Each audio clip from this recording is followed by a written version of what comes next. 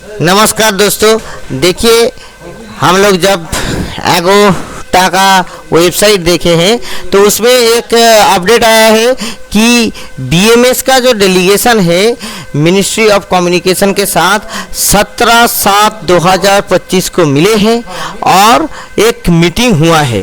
तो उस संदर्भ में क्या अपडेट है हम लोग आप लोगों के साथ साझा करेंगे कि उसमें कुछ इश्यूज़ को हाईलाइट किया गया है। मीटिंग में कौन कौन प्रेजेंट था वो आप लोग देख सकते हैं। जो एजीटीवा है वो एफिलिएटेड टू भारतीय मजदूर संघ है, जो कि आरएसएस का एक ट्रेड यूनियन विंग्स है।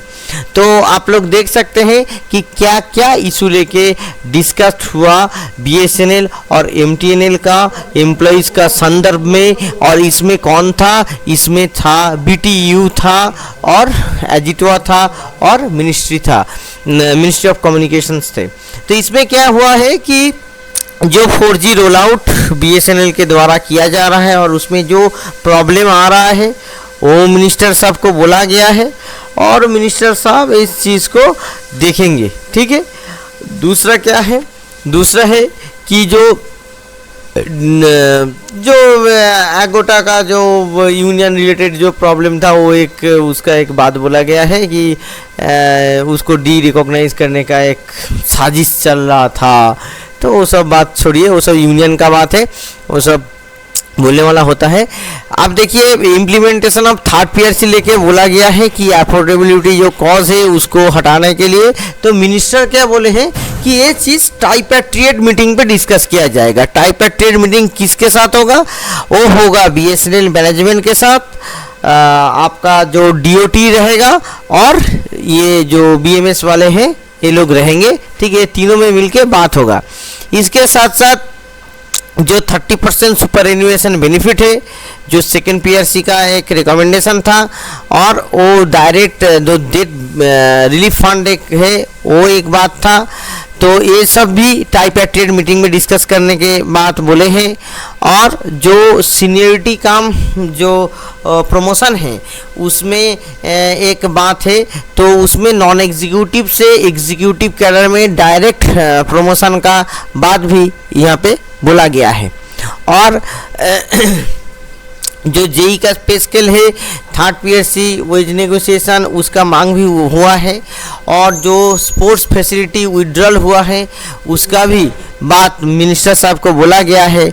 और जो कॉम्पेंसेशन ग्राउंड पे जो नौकरी है अगर किसी का डेथ हो जाता है तो उस विषय में भी मिनिस्टर का जो ध्यान है वो आकर्षित करने का कोशिश किया गया है जो बीएमएस है इसका तरफ से, कि जैसे ये कॉम्पेंसेशन ग्राउंड का नौकरी भी मिलते रहे और जो एम्प्लॉइज है उनको ये फैसिलिटी मिलते रहे।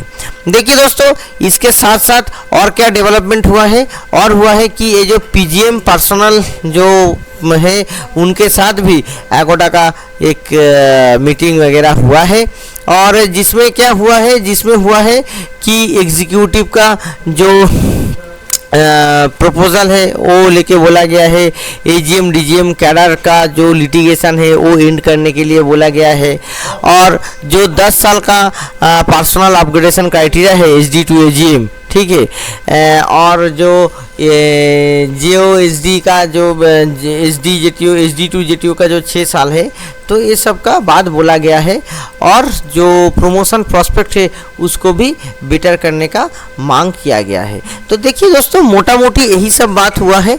तो ये जो मिनिस्टर साहब के साथ जो बात हुआ है, ठीक है, ये सब बातों में से यही लगता है कि जो रिकॉग्नाइज्ड यूनियन नहीं है, जो मतलब एक नंबर यूनियन नहीं है, जो वोट में जीता नहीं है वैसे यूनियन, और जो सेकेंड इन लाइन एसोसिएशन है एग्जीक्यूटिव का उसके साथ मैनेजमेंट का बातचीत चल रहा है। मगर जो नंबर 1 एसोसिएशन है और नंबर 1 यूनियन है उनके साथ तो ऐसा कुछ अपडेट तो नहीं आ रहा है। ये एक अजीब टाइप का एक माहौल तैयार हो गया जो नहीं होना चाहिए। जो वोट से जो लोग जीता है वो लोगों के साथ ही नेगोशिएटिंग प्लेटफॉर्म बना रहना चाहिए।